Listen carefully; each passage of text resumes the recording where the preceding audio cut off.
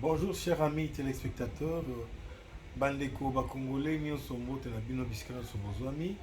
Nous sommes encore une fois au rendez-vous, comme d'habitude, pour parler de notre Congo et comment amener le peuple à reprendre sa conscience pour défendre sa nation. Notre démarche s'inscrit dans le cadre de la sensibilisation, la conscientisation et au patriotisme.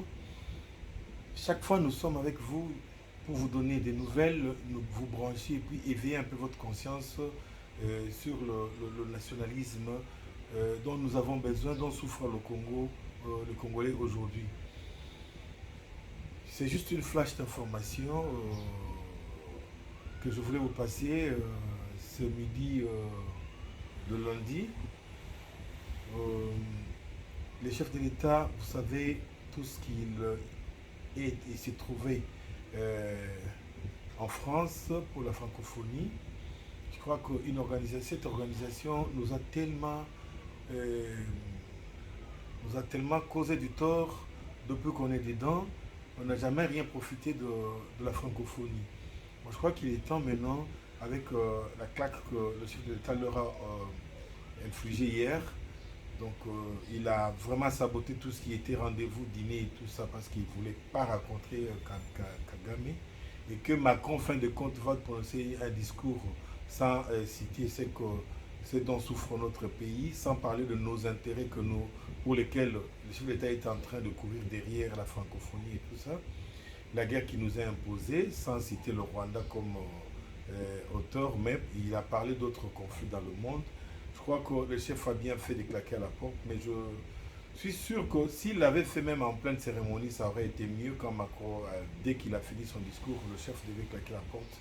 En pleine séance, en pleine cérémonie, ça aurait encore plus de l'impact. Mais bon, et ceci étant, faisons avec. Je crois que c'est le moment aussi de profiter et de l'occasion pour torpiller un peu tout ce qui est intérêt français. Je crois qu'il est temps qu'on puisse organiser le peuple. IDP, c'est tout ce que vous avez comme parti politique. Et sauter devant l'ambassade de la France pour leur signifier le message de mécontentement. Et puis, je crois qu'il est temps qu'on puisse encore pousser sur l'accélérateur au niveau de la guerre là-bas. Les FARDC doivent reprendre vraiment la calache et puis avancer et avancer pour confondre parce que Macron va souligner que voilà, la situation est encore mieux aujourd'hui qu'hier.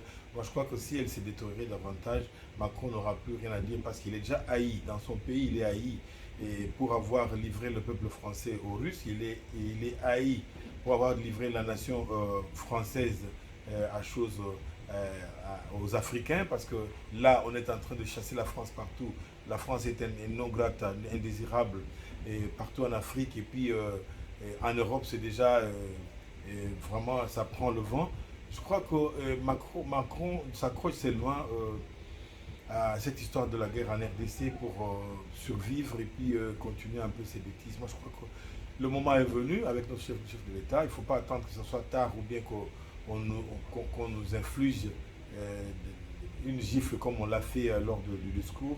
Moi, je crois qu'il est temps de se ressaisir, de quitter la francophonie et de bannir même le français dans notre monde. Pourquoi pas? Parce que ça nous fait aussi rater beaucoup d'occasions. Il y a les lusophones qui ont besoin de nous, il y a les anglophones, il y a beaucoup de langues. Pourquoi on n'est pas esclave de français et surtout qu'on n'a pas été colonisé par les Français? Moi, je crois que c'est le moment de claquer à la porte vraiment de toutes ces organisations, francophonie et coopération française et tout ça. Je crois que si on initiait comme ça des actions, boycottant tout ce qui est français, il y a les éléments ici, tout ce qu'ils ont comme investissement, vous connaissez, je crois qu'il paraît qu'Orange, il y a les stations de carburant, Total et machin. Je crois que si on se mettait à mettre un peu de côté ses intérêts français, de le bousculer aussi, Macron c'est un peureux. Macron c'est quelqu'un qui est en trouble de personnalité, c'est quelqu'un qui ne sait même, connaît même pas son identité. Il connaît pas son identité, c'est quelqu'un qui est un garçon, je sais pas, élevé hier après, et puis il sort, et puis il est président, chancellor au Pamba, mais il commence à balancer toute une nation comme la RDC. Il ne sait pas tenir les leviers pour bien marcher sa politique, si ce n'est d'être derrière le Rwanda et tout. Moi, je crois qu'il est temps maintenant de donner une bonne leçon, alors une bonne leçon à cette francophonie et surtout à la petite fille là de Moshiko Wab, aussi c'est Moshiko Wab, aussi c'est Moshiko. Je ne sais pas comment on appelle cette histoire-là.